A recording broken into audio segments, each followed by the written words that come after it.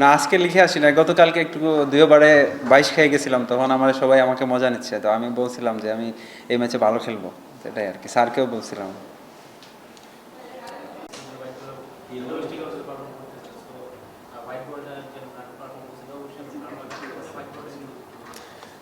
White ball red ball আমি সবসময় enjoy করি, খেলাটা এনজয় করি, তখন এনজয় করলে ভিতর থেকে আসে আর কি পারফর্ম করাটা।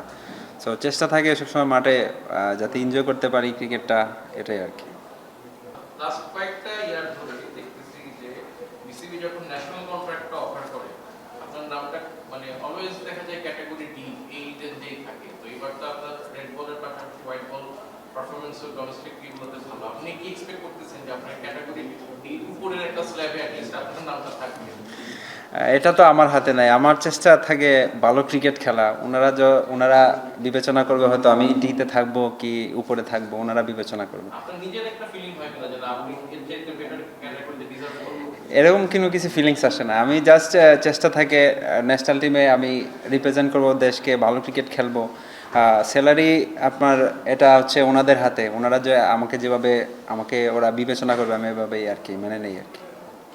আজকের পলিটিক্যাল কি বলেন তারপরে 23টা স্পেশাল একটা জিনিস যদি জানতে চাইলে যাওয়াত আপনাকে একটা ছক্কা মারলো যে পরে বলে লেট একটু পিছনে এলে আপনি একটা ভালো খেলেন ওই যে প্ল্যানিংটা ওভারঅল আজকে বলিং স্কোয়াডে নিয়ে একটু বলেন আমার প্ল্যানিং বলতে কি আমার চেষ্টা ছিল লেন্থে হিট করা, আমি এটাই করে যাচ্ছিলাম। ও ও ছোট ছেলে ফার্স্ট বলটা সুন্দর খেলছে, পরের বলটা ওরে আমি এখানে পাইছিলাম, যে জিজ্ঞেস করলাম যে পরের বলও মারতে গেলা কেন, কয় না ওটা মারতে চায় নাই, হ্যাঁ আস্তে করে লাগছে চলে গেছে লাইনে। তো আমি বলছি যে নেক্সট টাইম খেললে এরকম একটা মারছো, পরেরটা যদি মারার বল না থাকে ধরে খেলো আর কি। আমি মনে দেখলাম যে লেগটা একটু পিছনে দিয়ে একটু ট্র্যাক থেকে বাইরে নিয়ে আসলেন ওইটা কি সিমিলার টাইপের প্ল্যানিং ছিল? প্ল্যানিং বলতে এই তো বললাম আপনাকে, লেন্থে হিট করার ছিল প্ল্যান।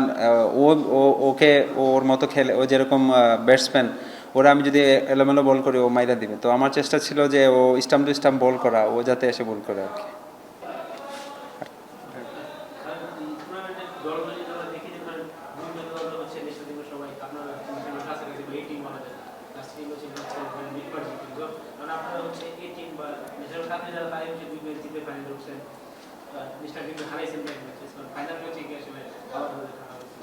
হ্যাঁ দেখেন, আমরাও কিন্তু সবাই এখানে ন্যাশনাল টিমে যারা যারা যারা আছে টিমে সবাই টি-20 খেলছে, এখন আপাতত হয়তো খেলতেছে না, বাট সবাই খেলছে, সবাই এক্সপিরিয়েন্স। তো আমাদের টিমটাও অনেক ব্যালেন্স টিম, আমাদের টিমটা বোলিং লাইন আপটা অনেক স্ট্রং আমার কাছে ফিল হয় আর কি।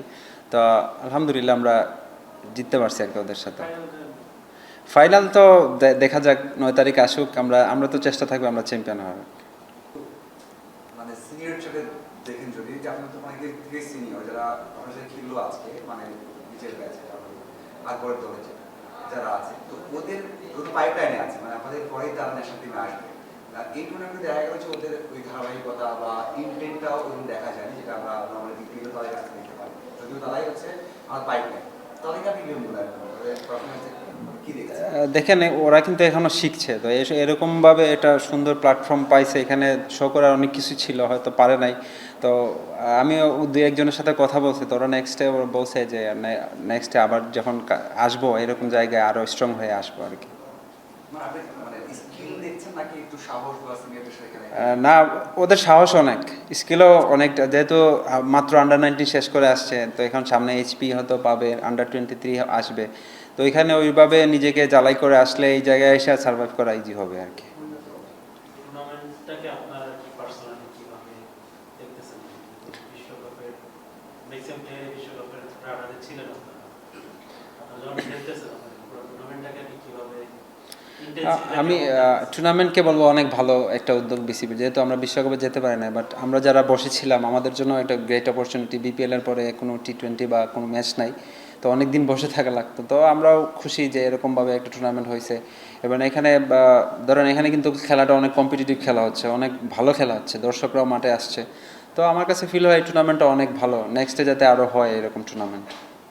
প্রথম ম্যাচ শুরু হয়েছে, দর্শক তেমন ছিল না, বিপিএল আজকে আপনার যে অন্য টি-20 টুর্নামেন্ট খেলছেন সেখানে থেকে বেশি দর্শক, মানে এটা প্রমাণ করে কিনা যে বাংলাদেশ আসলে একটা ক্রিকেট প্রেমী দেশ, যেখানে এই ম্যাচটা বাংলাদেশ অংশগ্রহণ করছে না দুঃখজনক কিনা? আচ্ছা, এখানে দেখেন অবশ্যই বাংলাদেশের যেরকম ক্রাউড হয়, আমাদের দলকে যেরকম মানুষ সাপোর্ট করে, তা অবশ্যই ক্রাউডদের আমি সবসময় মানে অ্যাপ্রিসিয়েট করি যাতে আমাদের মাঠে খেলা দেখতে আসেন। তো আমি বলবো বিশ্বকাপে যেতে পারি না, বাট আগামী যে 9 তারিখে ফাইনাল হবে আমরা চাইবো যে পুরো মাঠ ভরা দর্শক থাকে।